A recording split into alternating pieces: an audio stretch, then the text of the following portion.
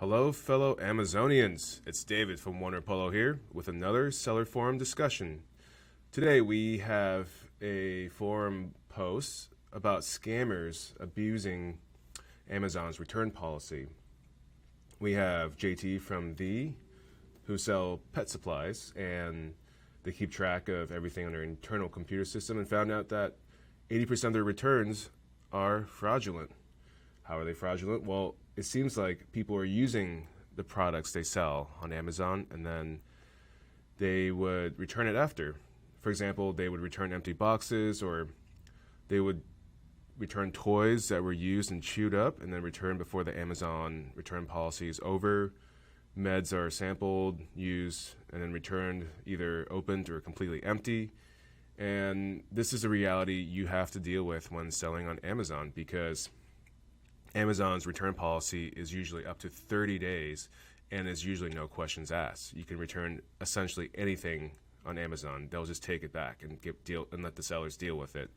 And there are even times during the holiday season where it goes up to 90 days. So it is a big possibility for buyers or customers on Amazon to abuse this return policy.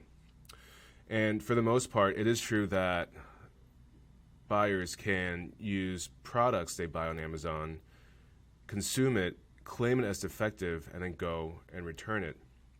There really isn't much you can do about it because they can claim it as defective, and it's not a liability of Amazon when they return the things back to you from FBA removals.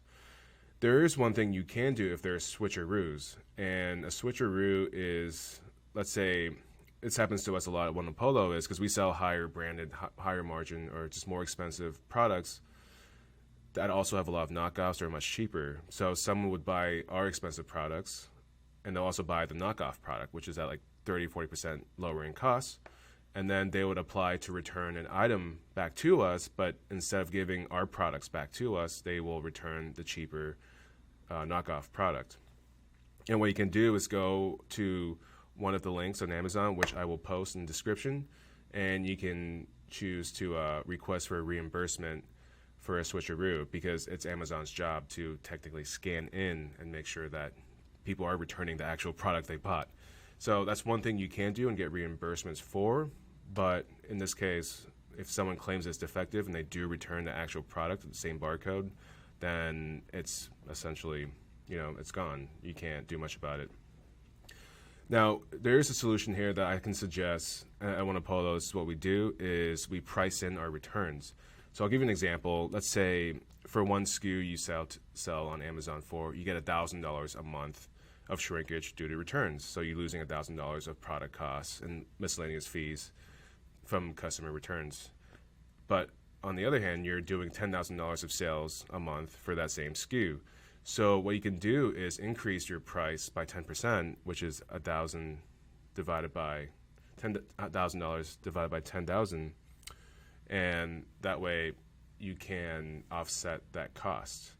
And I like doing a percentage because it is more applicable to different sales fluctuation. So if you go 15,000, technically the percentage should still stay the same because your returns will be 1,500. So that's what we suggest. Find your percentage of return to sales and then adjust your sale price to reflect that and cover and offset that cost of returns. If you find this video helpful, please do subscribe and leave a thumbs up. It takes very little effort from you, and it makes a massive impact on how YouTube ranks my content. As always, thank you for watching, and I hope to see you next time.